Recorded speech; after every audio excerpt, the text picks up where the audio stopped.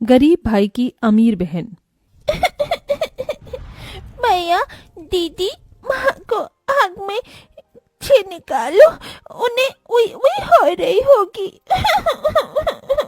महेश की आंखों के सामने धू धू करके उसकी माँ की चिता जल रही है। अपनी माँ की जलती चिता को देखकर महेश का मन चीख चीख कर रोने को कर रहा है, मगर अपने तीनों बहनों की सूरत देखकर वो शांत खड़ा है। तभी रामू दुख जताते हुए कहता है, अरे बाप तो पहले ही दारू पीकर स्वर्ग सिधार गया, आज माँ भी मर गई। जाने बेचारा गरीब बच्चा अब अपनी 3 बहनों का बोझ कैसे उठाएगा। मुझे तो इसकी हालत देखकर बड़ा दुख लग रहा है, पता नहीं क्या खिलाएगा इन्हें। अरे भीख मांगने के सिवा छोड़कर और क्या करेगा, अब इतने छोटे बच्चे को कोई काम भी नहीं देगा। लोगों की तरह तरह की बातें सुनकर और माँ की मौत का दुख झेलकर 12 साल के महेश का मन किसी काठ सा मजबूत हो गया था। उसने अपनी आंखों से बहते आंसू पोंछे और कहा, ना मैं भीख मांगूंगा, ना मैं अपनी बहनों की भीख मांगने दूंगा। मैं मेहनत करके कमाऊंगा। आप लोगों मेरे दुख में आए, बड़ी मेहरबानी। अब चले जाइए। महेश समझ गया था कि इस दुनिया में हर किसी को अपनी मदद खुद ही करनी पड़ती है। महेश 6 महीने की नंदिनी को गोद में लिए अपनी बाकी 2 छोटी बहनों योगिता और प्राची के साथ अपनी टूटी फूटी झोपड़ी में आ गया। तभी 5 साल की प्राची ने भूख जताई। भैया भूत लेती है, खाना चाहिए, माँ तो मर गई, अब हमको खाना बनाकर कौन खिलाएगा। अपनी गरीब बहन की बात सुनकर महेश की आंखों में आंसू की बदरा बरस गई। अरे छुटकी, तेरा भैया है, मैं बनाऊंगा खाना। फिर जैसे वो राशन के डिब्बे में देखता है तो बस थोड़े से चावल रखे होते हैं। महेश चूल्हे का धुआं सहकर गीले चावल बनाने लगा और दोनों बहनें योगिता और प्राची नंदिनी को गोद में लिए टकटकी लगाई चूल्हे की ओर देखती रहीं। तभी महेश का हाथ जल गया। माँ! क्या हुआ भैया, आप ठीक तो हो?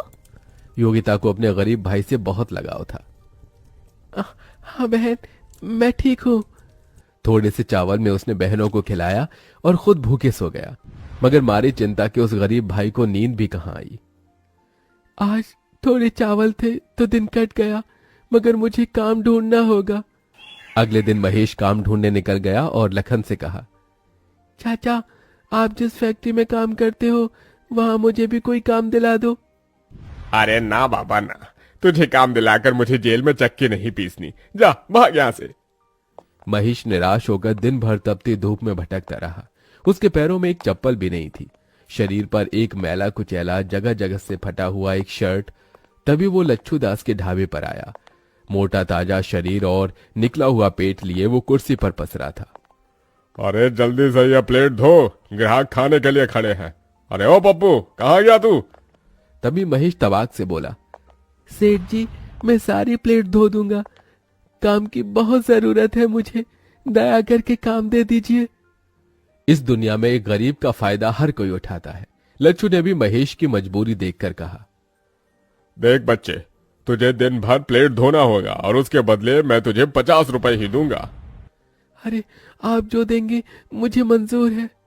50 रुपए कमाने के लिए अब दिन भर गरीब महेश ढाबे के गंदे झूठे प्लेट धोता ताकि अपनी बहनों को भरपेट खिला सके। अपनी बहनों को पढ़ाने के लिए मुझे और मेहनत करनी होगी, 50 रुपए में तो पेट भी नहीं चलता।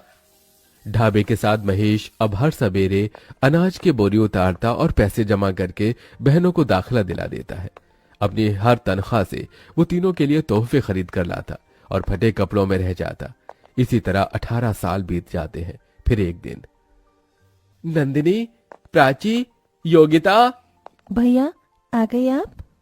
ये देखो मैं तुम्हारे लिए क्या लाया हूँ। योगिता, ये तोहफा तुम्हारे लिए। शुक्रिया भैया। और ये संतरी और गुलाबी रंग का सूट प्राची और नंदिनी तुम्हारे लिए। तभी दोनों घमंड से सूट लेने से मना कर देती हैं। भैया हमें नहीं चाहिए ये गरीबों की 2 कौड़ी का सूट। पर प्राची, भैया हमारे लिए कितने प्यार से लाए हैं।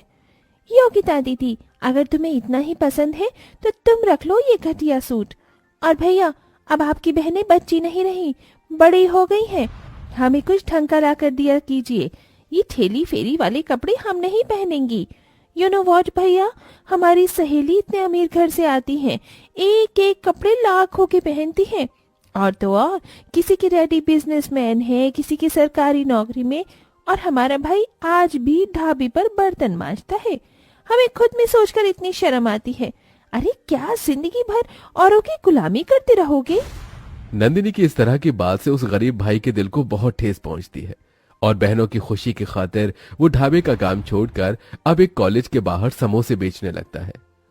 समोसे ले लो समोसे, खस्ता समोसे। बस भगवान, शुरुआत तो कर दी है, कृपा करना काम जम जाए तो फिर बहनों की शादी भी करनी है। तभी कॉलेज से निकलते ही नंदिनी और प्राची अपने भाई को देखकर तिलमिला जाती हैं और घर आकर महेश को सुनाती हैं।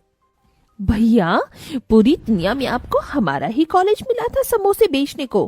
प्राची दीदी, इन्होंने तो कसम खा रखी है हमारी इज्जत मिट्टी में मिलाने की। ये सुनकर महेश रो पड़ा। प्राची, नंदिनी, अपने गरीब भाई को माफ कर दो, मुझसे भूल हो गई। महेश की तीनों बहनों के स्वभाव में बड़ा अंतर था। योगिता महेश के दुख दर्द को समझती थी, जबकि नंदिनी और प्राची घमंडी बर्ताव रखती थी। कुछ दिन बाद महेश ने योगिता की शादी एक गृहस्थ परिवार में कर दी।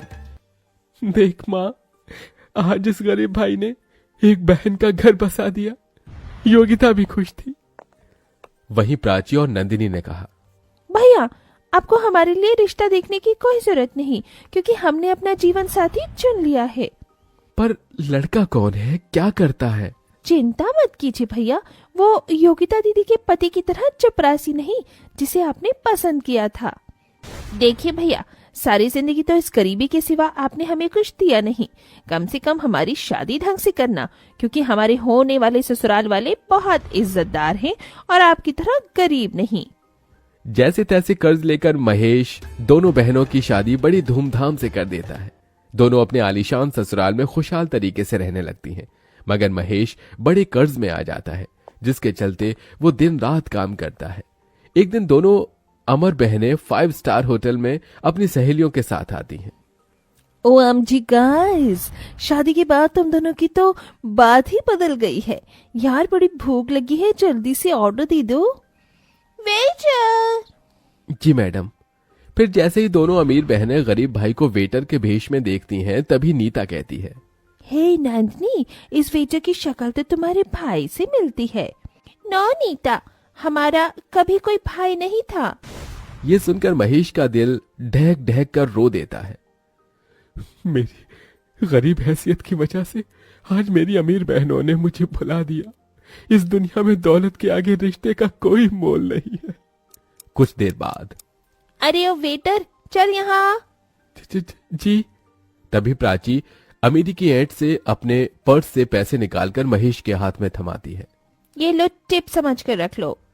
दौलत के गुमान में चूर दोनों अपने गरीब भाई की बेइज्जती करके चली जाती हैं। उस दिन से महेश अमीर बनने का ठान लेता है और वक्त ऐसी करवट लेता है कि महेश कुछ ही सालों में बहुत अमीर हो जाता है और वहीं उसकी दोनों बहनें बुरे हालातों में पहुंच जाती हैं और दोनों आंखों में आंसू लिए हुए मदद मांगती हुई आती हैं। भैया, क्या बात है, मेरी अमीर बहनों को इस गरीब भाई की याद कैसे आ गई? हमारे पतियों का बिजनेस में बहुत बड़ा घाटा हुआ है, घर द्वार सब कुछ बिक गया। आपने जो काम शुरू किया है उसके लिए आपको 2 लोगों की जरूरत है। अगर वो नौकरी आप हमारे पतियों को दे दे तो बहुत मेहरबानी होगी। मेरे साथ काम करने से अगर तुम्हारे पतियों की इज्जत नहीं जाती तो उन्हें भेज देना। अपने गरीब भाई का दया भरा मन देखकर दोनों का घमंड टूट जाता है और उनकी भटक भी खुल जाती है। दोनों अपने किए की माफी मांगती हैं। भैया, हम दोनों से भूल हो गई। जिस भाई के पाँव धोकर पीना था उसे पूजना था। हमने अपने उसी माता पिता समान भाई को उसके गरीब हालातों में कोसा, मगर आज आपने हमारे लिए इतना किया। थैंक यू भैया। दोनों के आंसू देखकर आखिर बीती बातों को भूलकर महेश अपनी दोनों बहनों को गले लगा लेता है और धीरे धीरे स्थितियां ठीक हो जाती हैं।